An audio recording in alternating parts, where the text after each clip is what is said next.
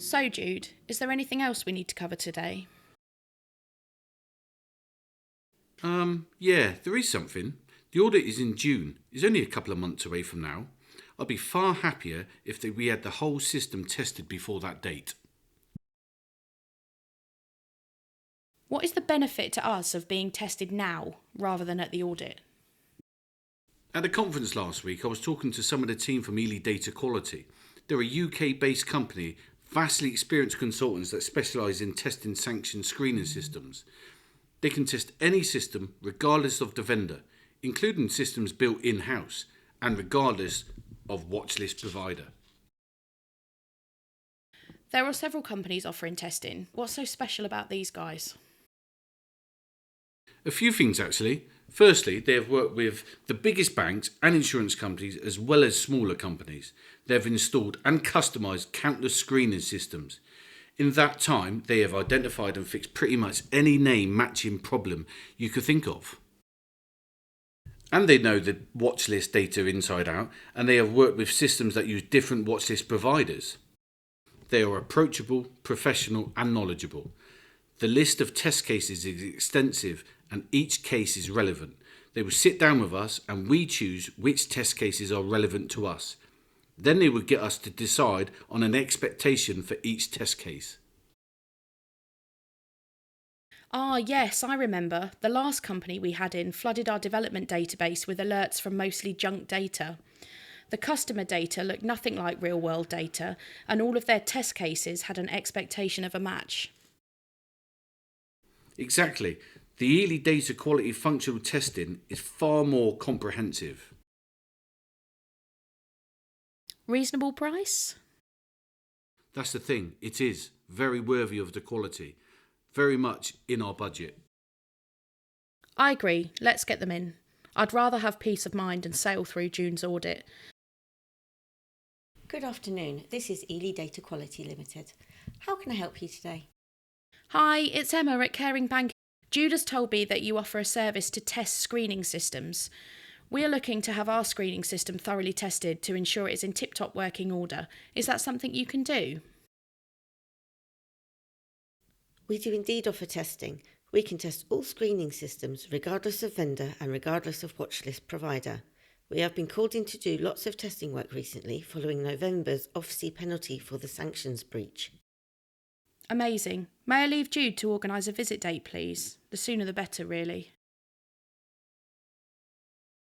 Typically, we'd arrange a site visit to meet up with clients, and during this visit we sign off the paperwork, including an important non-disclosure agreement to protect the intellectual property rights of our test case data.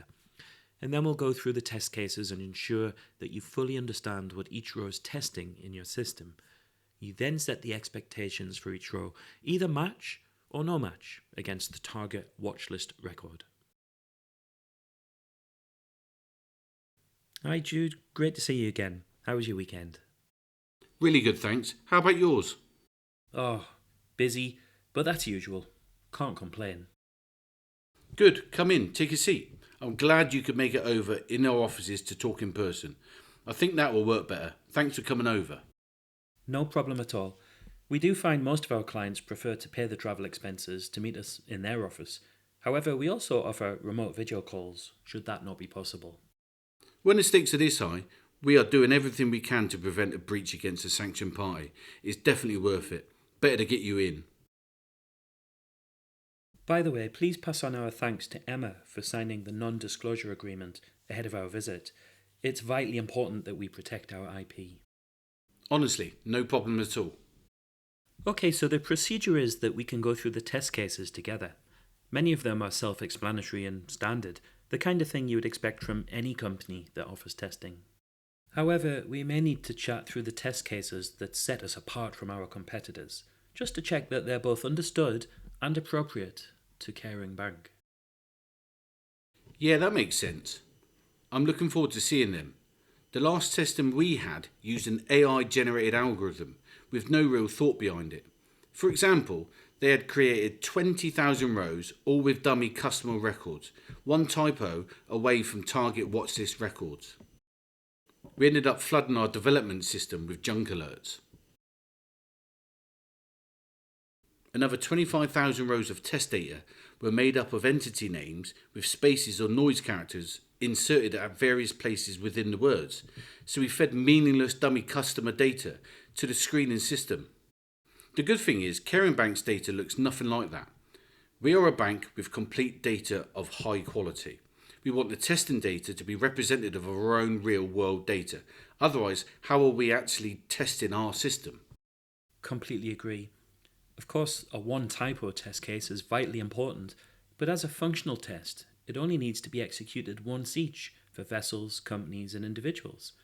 And anything else is simply a duplication and clogs up your alerts database. It's vitally important to use a test dataset that is of appropriate quality to accurately test a screening system. We took a long time designing our test dataset. It's grown and evolved over time from many years of working with name screening systems and fixing real-world problems. So the test data is split into 3 categories: companies, individuals, and vessels. Every test case has a unique identifier that's made up of a 3-letter code representing your company, and in your case, KAR for Caring Bank. That's separated with a hyphen and ends with the unique test ID. For example, the 7th row down there is a sounds like comparison, and this helps with variant spellings of names. For example, my own name can be spelled with a V, or if I'm feeling a little acidic, a PH. So Stephen is your given name. Do you have sounds like examples for family names and company names too, in the same way? We certainly do. We have a few examples of names that sound identical or sound similar, but with different spellings for all 3 categories. Okay, so now hopefully you're clear what each test case is, and you've chosen which test cases you'd like to include in your test run. Yeah, I'm happy with all that.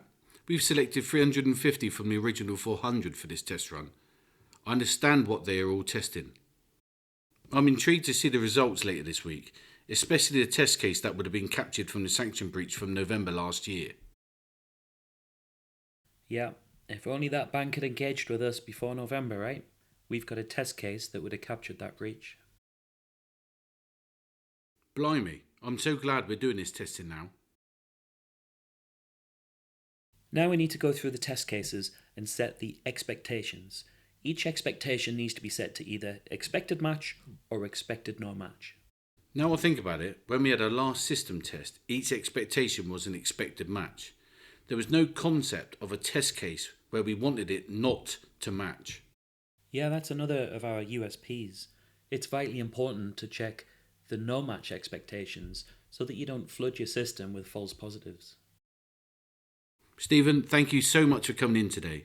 It's been incredibly useful to go through these test cases in person and set the expectations with you. Sure, no problem. I'll have the data file ready to send over to you tomorrow morning. It'll be a pipe delimited text file with columns for customer record ID, the relevant customer data fields, such as name, date of birth, etc., and the expectation together with the watchlist IDs, if the expectation is to match. So all we do is feed this into our screening system and send you the results, right? I'm looking forward to seeing the results in a few days' time. We really appreciate this. This is going to make a big difference. Hi again, Jude. Great to see you again. How are things? Yeah, all good thanks. I've been looking forward to this all week to see the results. What have you got for us? Well, I've got some good news for you, Jude. Your overall pass rate, based on the test cases and expectations that we set together earlier this week, came in at 95%, which is pretty good. Obviously, we can't share data and metrics from other companies, but that does put your system as one of the best screening systems that we've seen. Brilliant. Amazing. Such a relief. Can we drill down into the details of the 5% of failures? Absolutely. Let's do that now.